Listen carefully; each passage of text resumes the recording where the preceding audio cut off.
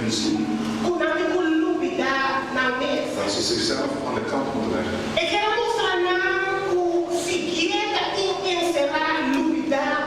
En wou ze laten weten, als hun hem moeten volgen, dat ze hunzelf moeten vergeten. Jezelf vergeten. Draag je kruis. En volg Jezus.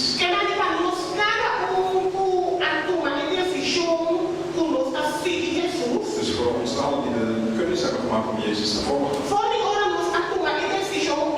Vanaf het moment dat we die keuze hebben gemaakt, gaan wij Jezus toebehoren. Met andere woorden, Jezus volgen is de wil van God volgen.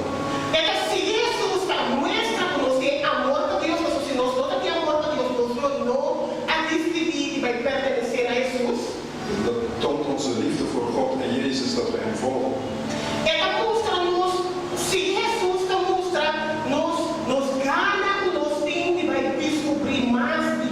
Dat laat zien dat wij graag meer van God willen ontdekken.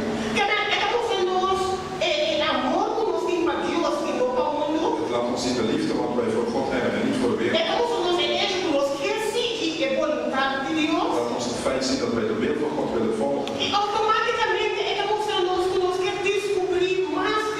En automatisch laat het ook zien dat we meer van God willen ontdekken.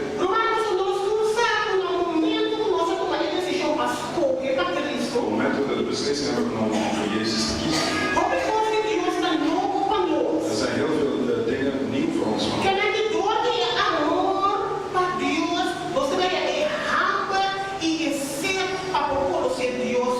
Door de liefde voor God gaan we meer honger en dorst krijgen voor meer van God. Jezus zegt van zichzelf. Hij is het hoofd van de gemeente. Om dit beter te laten zien. Zoals de man hoofd van zijn vrouw is.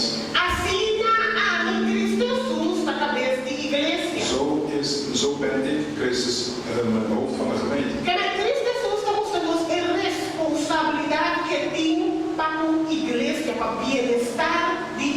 Hij laat ons zien de verantwoordelijkheid wat hij heeft voor de gemeente.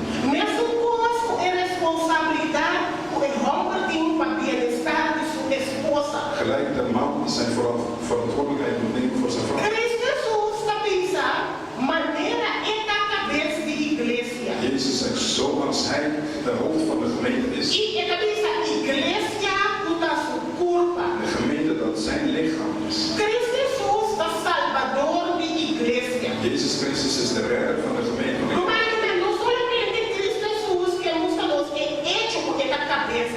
Hij wil ons niet alleen laten zien dat hij hoofd van de kerk is.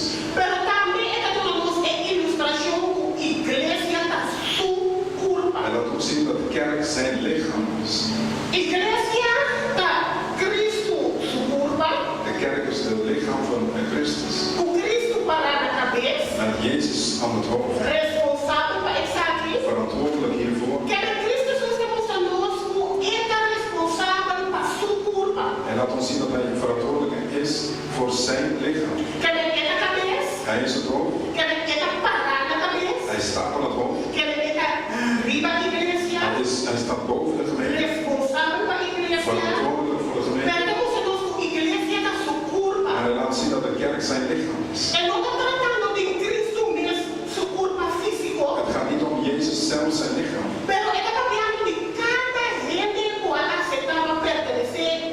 Hij spreekt hier over iedereen die hem toebehoort.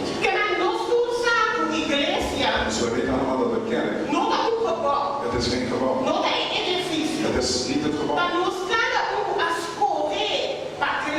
Het zijn wij allemaal die voor Christus gekozen zijn. Samen vormen wij de kerk. En Christus zegt wij zijn zijn lichaam. En hij zegt hij verzorgt ons. Op het moment dat we beslissen, we zijn deel geworden van het lichaam. Laat ons onze enthousiaste zijn voor Christus.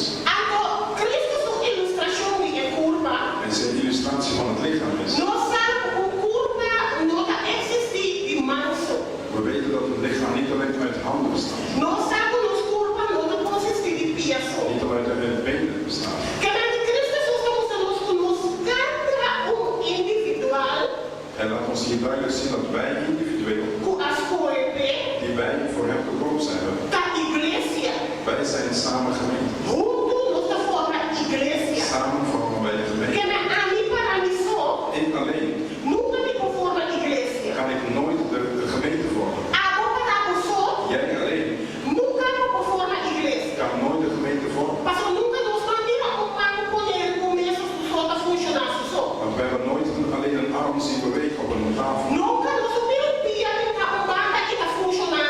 We hebben nooit een been gewoon aan de kant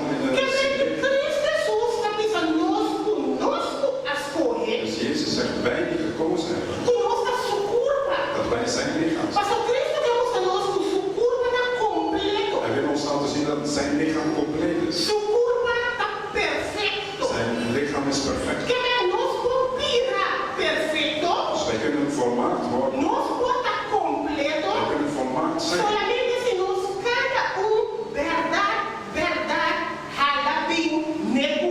Als wij echt dicht bij het lichaam, aan het lichaam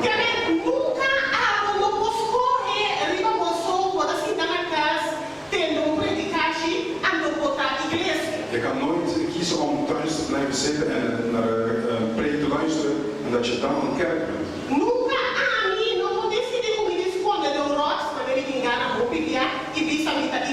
Ik kan niet in een rots gaan schuiven zoals ik vaak wil doen en zeggen dat ik een kerk ben.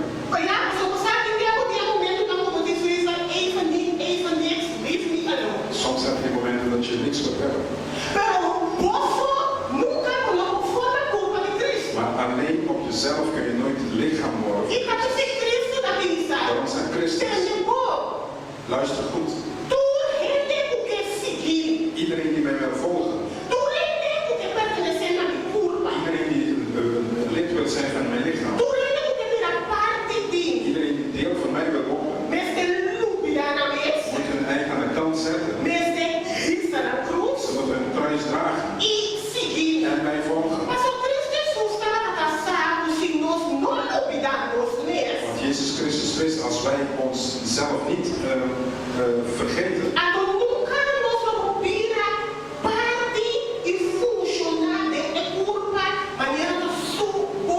dan zouden we nooit kunnen fungeren in het lichaam zoals zijn wil is. We kunnen zeggen, ja, we volgen God zijn wil. We kunnen zeggen, ja, ik hou van God. Dat we meer van God willen ontdekken.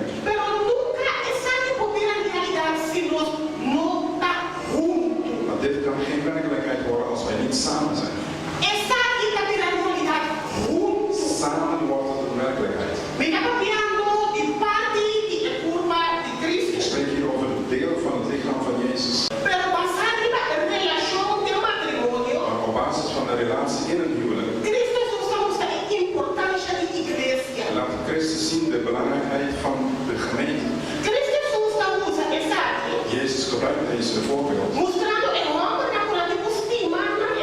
Dat de mannen hun vrouwen lief moeten hebben. Want Jezus hield van de gemeente.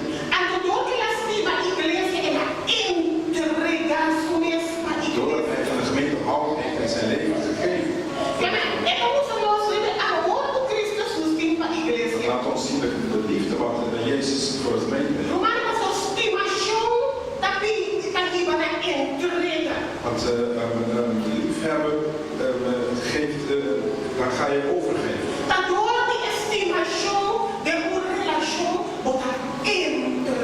Door die liefde in een relatie, daardoor geef je over je eigen over. Als er geen liefde is, dan ga je eigenlijk niet overgeven. Matthäus 16:24 laat ons zien. Jezus heeft overgegeven. En hij vraagt aan ons ook om over te geven. Ieder die gekozen heeft om hem te volgen. Ieder die deel is van zijn lichaam. Moet overgeven. Niet op basis van gedwongenheid. Op basis van liefde.